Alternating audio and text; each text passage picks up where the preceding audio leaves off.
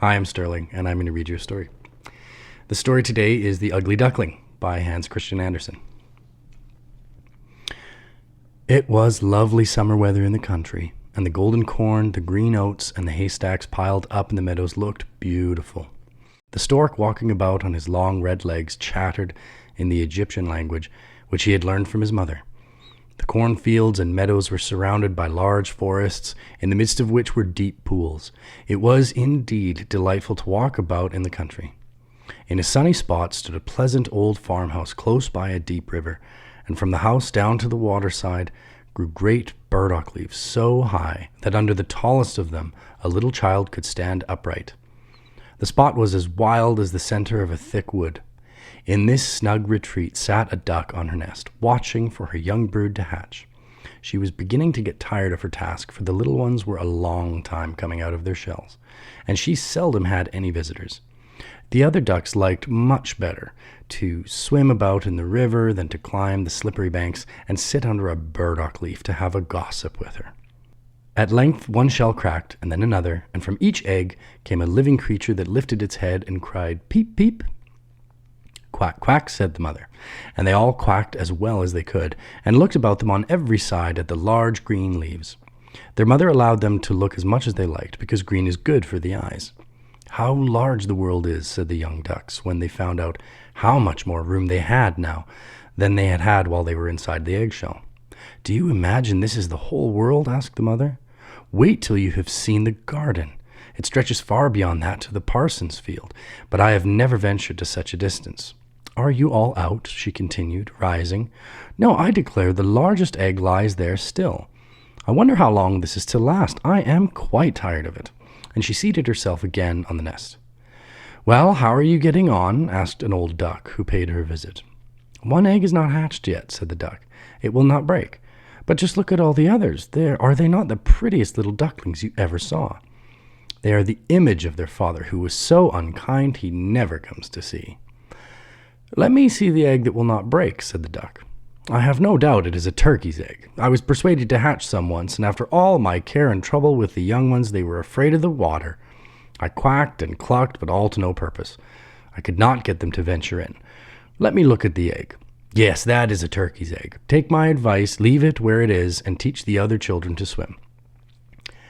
"I think I will sit on it a little longer," said the duck, "as I have already sat so long. A few days will be nothing." "Please yourself," said the old duck, and she went away. At last the large egg broke, and a young one crept forth, crying, "Peep, peep." It was very large and ugly.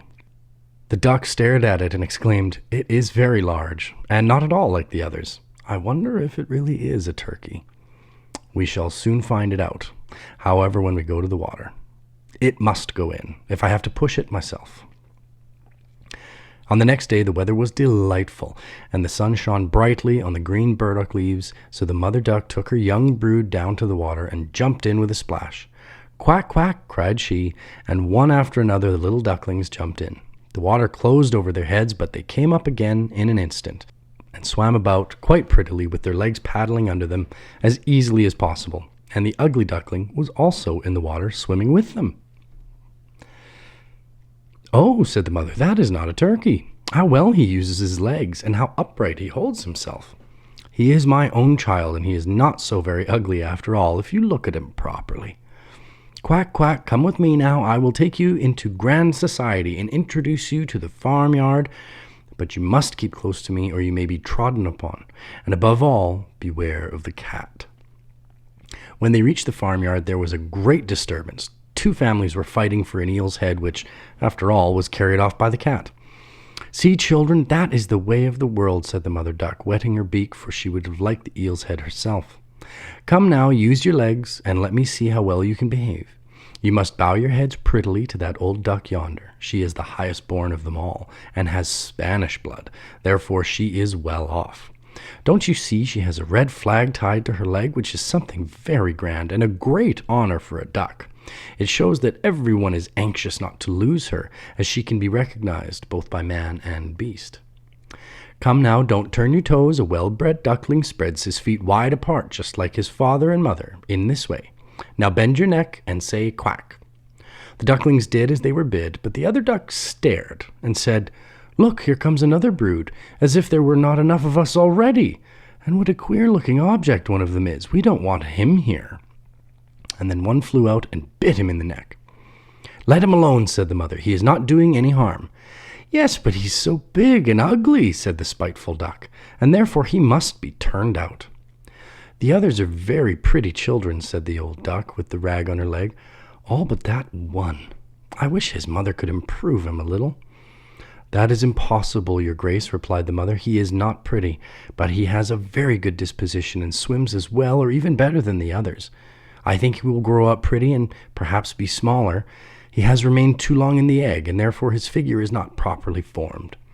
And then she stroked his neck and smoothed the feathers, saying, "It is a drake, and therefore not so much of consequence. I think he will grow up strong and able to take care of himself." "The other ducklings are graceful enough," said the old duck. "Now make yourself at home, and if you can find an eel's head, you can bring it to me." And so they made themselves comfortable, but the poor duckling, who had crept out of his shell last of all, and looked so ugly, was bitten and pushed and made fun of, not only by the ducks, but by all the poultry. "He's too big," they all said.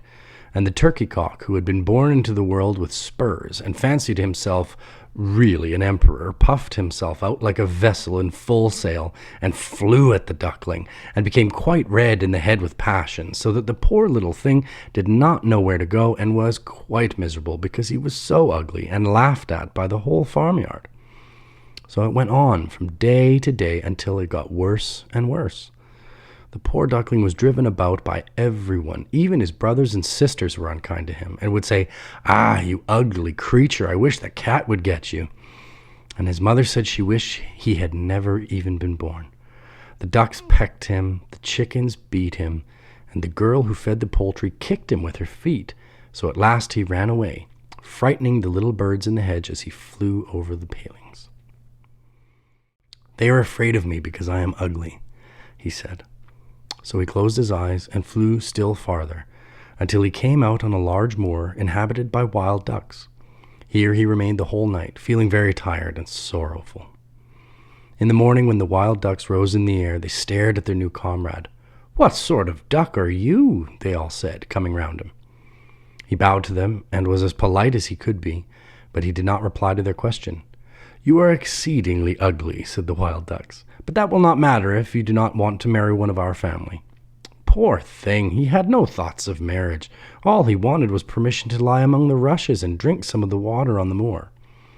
After he had been on the moor 2 days, there came 2 wild geese, or rather goslings, for they had not been out of the egg long, and were very saucy. "Listen, friend," said one of them to the duckling, "you are so ugly, we like you very well. Will you go with us and become a bird of passage? Not far from here is another moor, in which there are some pretty wild geese, all unmarried. It is a chance for you to get a wife. You may be lucky, ugly as you are." Pop, pop sounded in the air, and the 2 wild geese fell dead among the rushes, and the water was tinged with blood. Pop, pop echoed far and wide in the distance, and whole flocks of wild geese rose up from the rushes. The sound continued from every direction, for the sportsmen surrounded the moor, and some were even seated on branches of trees overlooking the rushes. The blue smoke from the guns rose like clouds over the dark trees, and as it floated away over the water, a number of sporting dogs bounded in among the rushes, which bent beneath them wherever they went. How they terrified the poor duckling! He turned away his head to hide it under his wing, and at the same moment a large, terrible dog passed quite near him.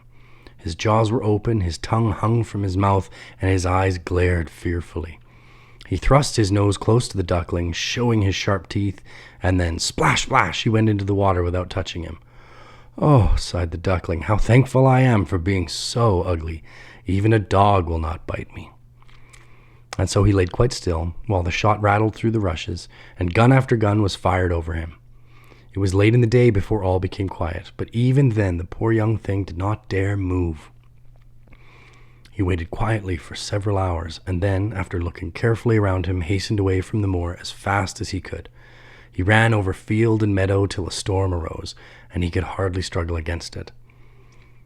Towards evening he reached a poor little cottage that seemed ready to fall, and only remained standing because it could not decide on which side to fall first. The storm continued so violent that the duckling could go no farther. He sat down by the cottage, and then he noticed that the door was not quite closed in consequence of one of the hinges having given way. There was therefore a narrow opening near the bottom, large enough for him to slip through, which he did very quietly, and got a shelter for the night. A woman, a tomcat, and a hen lived in this cottage. The tomcat, whom the mistress called my little son, was a great favorite. He could raise his back and purr and even throw out sparks from his fur if it were stroked the wrong way. The hen had very short legs, so she was called Chickie Shortlegs. She laid good eggs, and her mistress loved her as if she had been her own child. In the morning, the strange visitor was discovered, and the tomcat began to purr, and the hen began to cluck.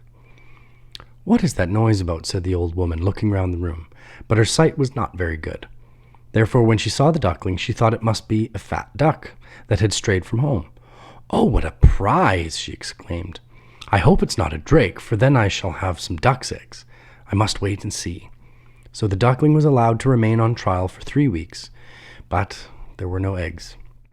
Now the tomcat was the master of the house, and the hen was the mistress, and they always said, "we and the world," for they believed themselves to be half the world, and the better half too. The duckling thought the others might hold a different opinion on the subject, but the hen would not listen to such doubts. "Can you lay eggs?" she asked. "No." "Then have the goodness to hold your tongue. Can you raise your back, or purr, or throw out sparks?" said the tomcat. "No." "Then you have no right to express an opinion when sensible people are speaking."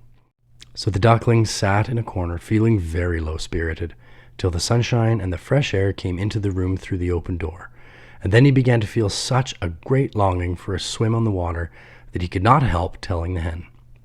"What an absurd idea," said the hen. "You have nothing else to do, therefore you have foolish fancies.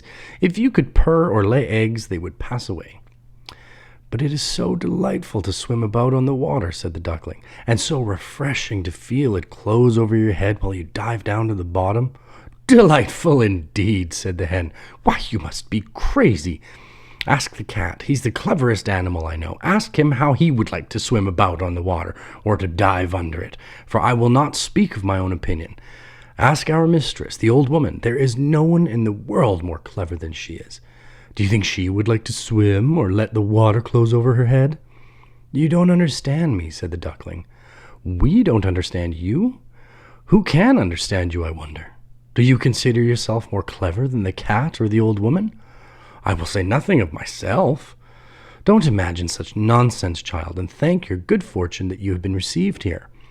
Are you not in a warm room, and in society from which you may learn something? But you are a chatterer, and your company is not very agreeable. Believe me, I speak only for your own good. I may tell you unpleasant truths, but that is proof of my friendship.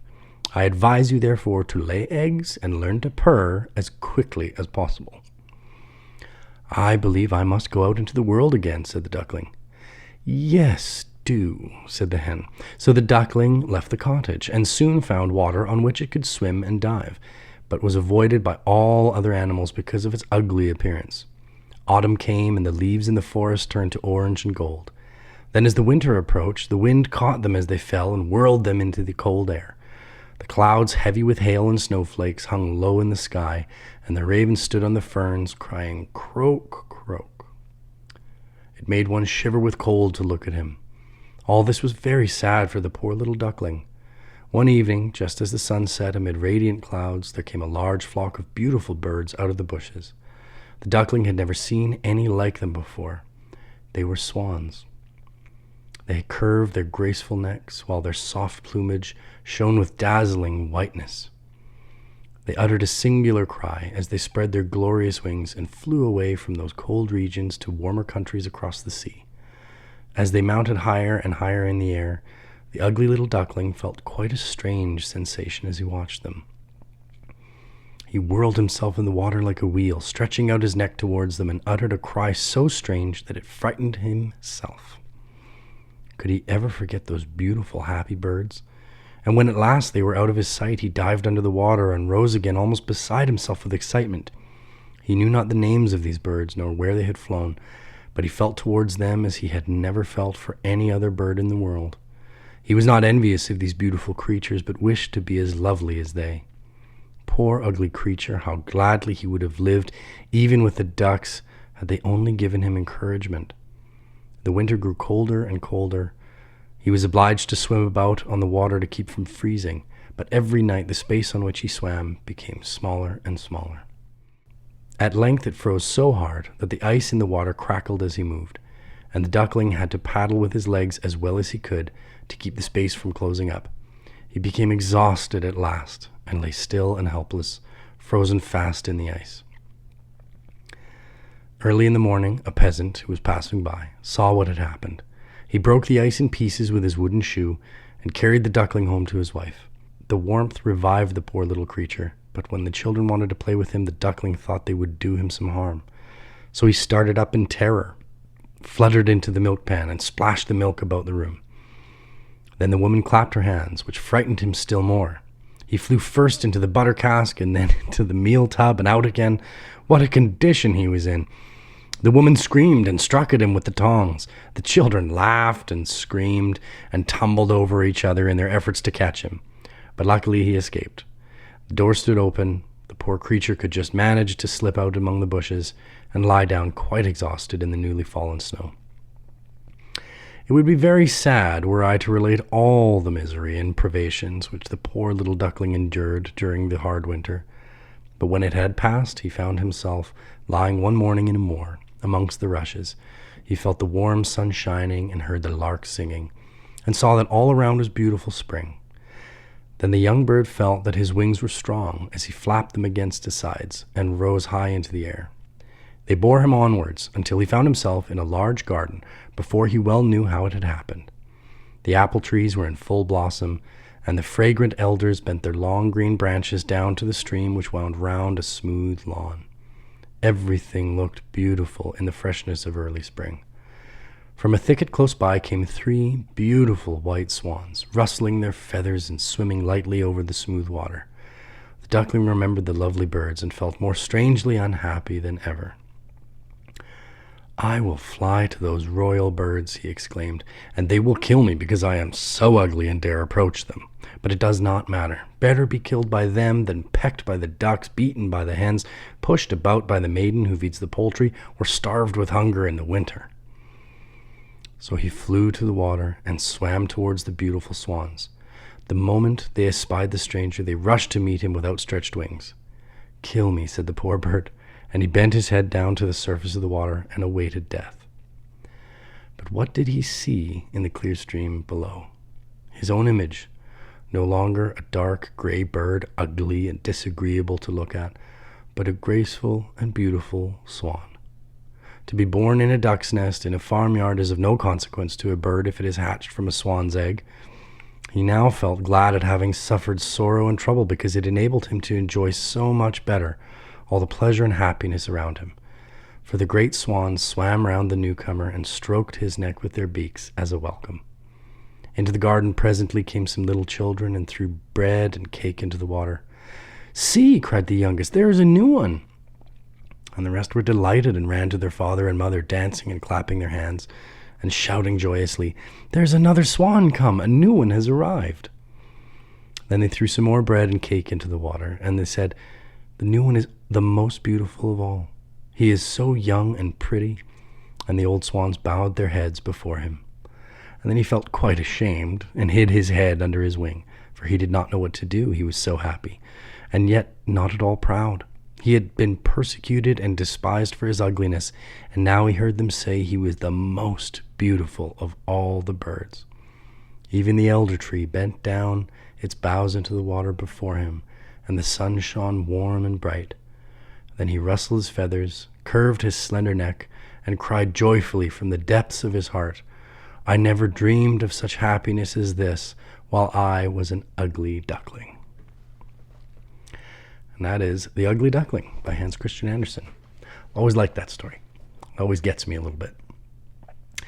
If you like what I'm doing, if you like watching the videos and listening to the stories, let me know. Comment on the videos, like them, subscribe to the channel. If you want something, if there's something in particular that you want me to read, please feel free to let me know in the comments. And if I can do it, I'll do my best to get my hands on it and read it for you. There will be more coming soon. And in the meantime, take very good care of yourselves, and I'll see you again soon. Bye-bye.